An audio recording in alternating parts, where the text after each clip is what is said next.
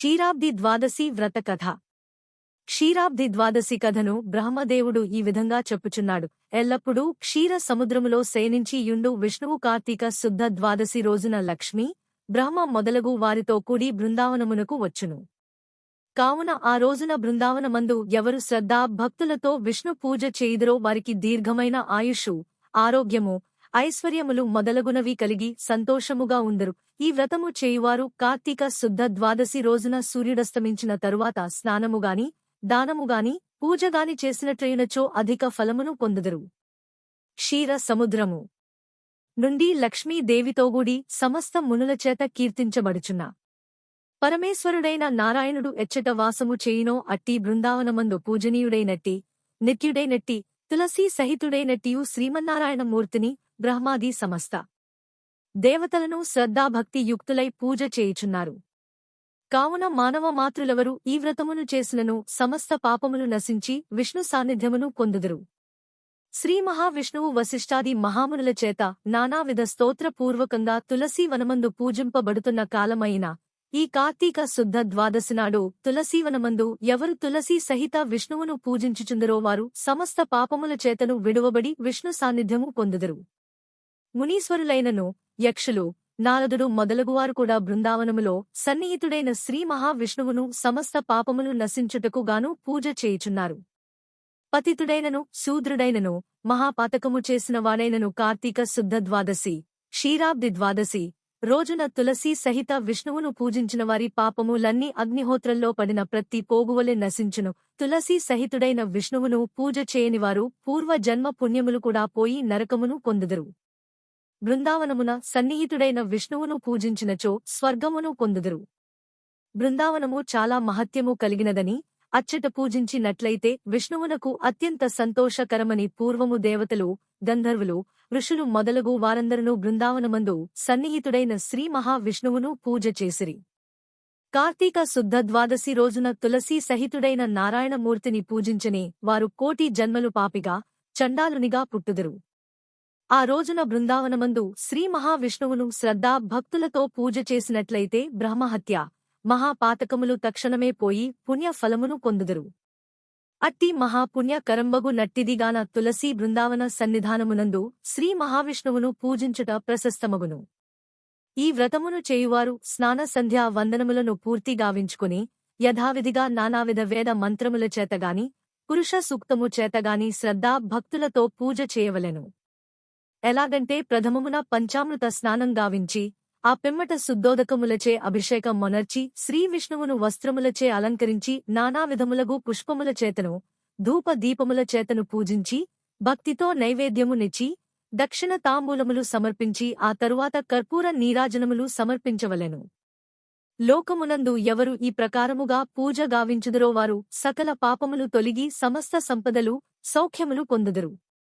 ఇంటిలో ఈశాన్య మూలములో గోమయముచే, ఆవుపేడ, అలికి, రంగుల ముగ్గులతో అలంకరించి పద్మము, శంఖము, చక్రము, పాదములు ఆ తిన్నె మీద అలంకరించి పూజించి గీతావాద్యములతో వేద ఘోషములతో తులసీ కథను వినవలెను. పుణ్యము కోరువారు ఎట్లైన తులసీవ్రత మహత్యమును వినవలయును. విష్ణుదేవునికి మిక్కిలి ప్రీతి చేయవలెనన్న ద్వాదశి రోజున బ్రాహ్మణ సభలో తులసీవ్రత మహత్యమును విన్నచో దుఃఖములన్నీ నశించి విష్ణులోకమును పొందుదురు. ఈ పూజా సమయమునందు ధూప దీపములు చూచిన వారు గంగా స్నాన ఫలమును పొందుదురు. నీరాజనము, హారతి చూచినచో పాపమంతయు నిప్పులో పడిన ప్రత్తివలె నశించును. నీరాజనమును నేత్రములందు, శిరస్సునందు అద్దుకునుదురో వారికి విష్ణులోకము కలుగును.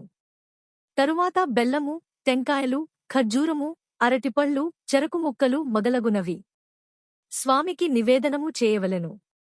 తులసీ సహితుడైన శ్రీ మహావిష్ణువునకు నైవేద్యము సమర్పించి, బ్రాహ్మణులను శ్రద్ధా భక్తులతో పూజించి, దక్షిణలను ఇవ్వవలెను. ఈ వ్రతమును ఆచరించిన వారి కోటిజన్మల పాపములు నశించి, లోకమున సమస్త భోగములు అనుభవింతురు.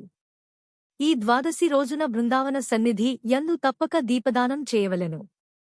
ఒక దీపము దానము చేసినట్లయిన ఉపపాతకములు నశించును. 10 దీపములు దానం చేసిన వారికి శివ సాన్నిధ్యం కలుగును. ఇంతకు మీదట దీపదానం చేయుట వలన స్వర్గాధిపత్యమును పొందుదురు. బ్రహ్మాదులకు దీపదానం ప్రభావం వల్లనే వైకుంఠమునందు శాశ్వతమైన నివాసము కలిగెను. కార్తీక శుద్ధ ద్వాదశి రోజున బృందావన సన్నిధి యందు దీపదానమును ఎవరు చేయుదురో వారు వైకుంఠములో సమస్తమైన భోగములననుభవించి విష్ణు సాన్నిధ్యమును పొందుదురు.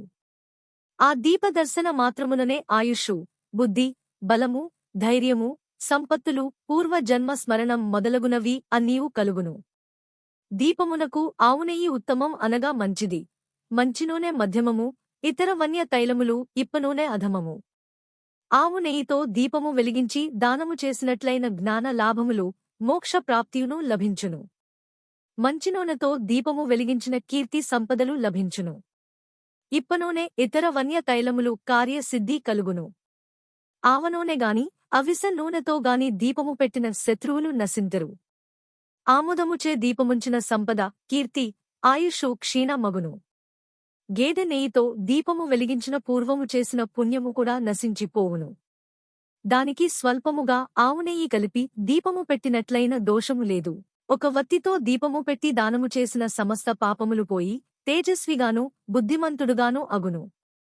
4 వత్తులతో దీపములు పెట్టి దానము చేసిన రాజు అగును. 10 వత్తులతో దీపం వెలిగించి దానము చేసిన చక్రవర్తి అగును. 10 వత్తులతో దీపము వెలిగించి దానము చేసిన దేవతలలో ఒకడును, 100 వత్తులతో దీపం వెలిగించి దానము చేసిన విష్ణు సాన్నిధ్యమును పొందును. 1000 వత్తులతో దీపం వెలిగించి దానము చేసిన ఇంద్రుడితో సమానమైన వాడగును. ఈ దీపదానము విష్ణు క్షేత్రమందు తులసీ సన్నిధి యందు చేసినట్లైన విష్ణులోక ప్రాప్తి కలుగును. ఈ వ్రత విధానము మరియు కథ ఈ క్రింది విధముగా కూడా చెబుతారు. ఈ క్షీరాబ్ది ద్వాదశిన అంబరీషుడు అను విష్ణు భక్తుడు ద్వాదశి వ్రతమును ఆచరించెను.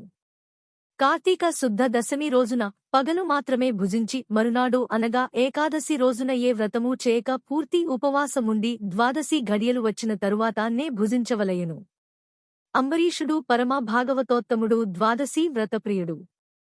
ప్రతి ద్వాదశినాడు తప్పక వ్రతం చేసేవాడు. ఒక ద్వాదశి నాడు ద్వాదశి ఘడియలు స్వల్పముగా ఉండెను. అందుచే ఆ రోజు పెందలకడనే వ్రతము ముగించి బ్రాహ్మణ సమారాధన చేయదలచెను.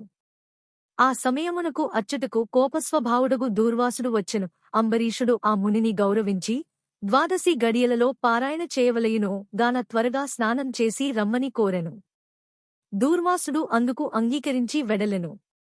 అంబరీషుడు ఎంతసేపు వేచియున్నను దూర్వాసుడు రాలేదు. ద్వాదశి గడియలు దాటిపోవుచున్నవి. ఇంటికొచ్చిన దూర్వాసుని భోజనమునకు పిలిచి తరువాత పెట్టకపోయినచో మాట తప్పినట్లయి మహాపాపం మగును. అది గృహస్థునకు ధర్మము కాదు. ఆయన వచ్చువరకు ఆగినచో ద్వాదశి గడియలు దాటిపోవును, వ్రతభంగమవును. ఆయన రాకుండా భుజించినచో కోపముతో నన్ను శపించును. బ్రాహ్మణ భోజనము అతిక్రమించరాదు. ద్వాదశి గడియలు దాటిపోయిన పెదప హరిభక్తి వదిలిన వాడనగుదును అని అంబరీషుడు ఆలోచించి, బ్రాహ్మణ శాపమునకు భయము లేదు, ఆ భయమును శ్రీ మహావిష్ణువే పోగొట్టగలడు అని ద్వాదశి గడియలు ఉండగానే భోజనము చేయ నిశ్చయించి, పండిత శ్రేష్ఠులతో యోచించి జలపానము చేయుట దోషముగాదని ఎంచి స్వీకరించబోవునంతలో దూర్వాసుడు వేగముగా కోపముతో అంబరీషుని యొద్దకు వచ్చి, ఓరి మధాందా, నన్ను భోజనమునకు రమ్మని పిలిచి నేను రాక మునుపే నీవేళ భుజించితివి? ఎంత నిర్లక్ష్యము!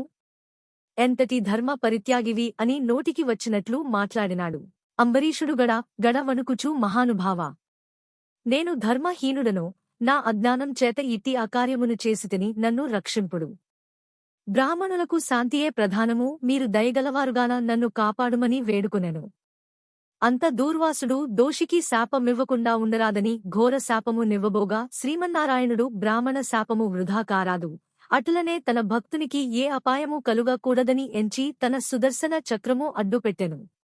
ఆ సుదర్శనము దూర్వాసుని వెంబడింపగా అతను భీతి చెంది సర్వమునులను, దేవతలను, బ్రహ్మను, శివుని ఎంత ప్రార్థించినను ఎవ్వరునూ ఆ ఆయుధ భారి నుండి దూర్వాసుని కాపాడలేకపోయిరి. ఏ లోకములోనివారు తనను రక్షించకపోవుటచే వైకుంఠమందున్న మహావిష్ణువు దగ్గరకు వెళ్లి, జగన్నాథా, వాసుదేవా, నేను అపరాధము చేసితిని, నీవు నన్ను క్షమింపుము. నీ చక్రాయుధము నన్ను జంపగా వచ్చుచున్నది, దానిని నివారించి నన్ను అనుగ్రహింపుము. నాయందు నీ దయ కురిపించుము అని వేడుకొనగా శ్రీహరి చిరునవ్వు నవ్వి, దూర్వాసా, నేను బ్రాహ్మణ ప్రియుడను, నీవు బ్రాహ్మణావతారమెత్తిన రుద్రుడవు. నేను త్రికరణములచే బ్రాహ్మణులకు ఎట్టి హాని కలిగించను. ప్రతియుగమున దేవ, బ్రాహ్మణ, సాధు జనంబులకు సంభవించే ఆపదలు పోగొట్టుటకు అవతారములెత్తి దుష్ట శిక్షణ, శిష్ట రక్షణ గావింతును. నీవు అకారణముగా అంబరీషునికి నీవిచ్చిన 10 శాపములకు నేను అనుభవించెదనని నీవు పోయి అంబరీషుని వద్దకే వెళ్లి వేడుకొమ్మని పంపెను. వెంటనే శ్రీమన్నారాయణుని వద్ద సెలవు తీసుకుని అంబరీషుని వద్దకు వచ్చి, ధర్మపాలకా అంబరీష, నన్ను రక్షింపుము, నా తప్పును క్షమింపుము. శ్రీమన్నారాయణుని వేడుకొనగా నీ దగ్గరకు పంపినాడు. అనిన అంబరీషుడు సుదర్శన చక్రమును ధ్యానింపగా అది శాంతించెను. ఈ రీతిగా దూర్వాసుడు శాంతించి అంబరీషునితో, నీ వలన సుదర్శన చక్రమును, శ్రీ మహావిష్ణువును దర్శించు భాగ్యము నాకు కలిగినది. నీతో భోజనము చేయుట నా భాగ్యము అని దుర్వాస మహాముని పలికి, అంబరీషుని కోరిక మేరకు పంచభక్ష పరమాన్నములతో విందారగించి అతని భక్తిని ప్రశంసించి అంబరీషుని దీవించి తిరిగి తన ఆశ్రమమునకు వెళ్ళెను. కథ సమాప్తం.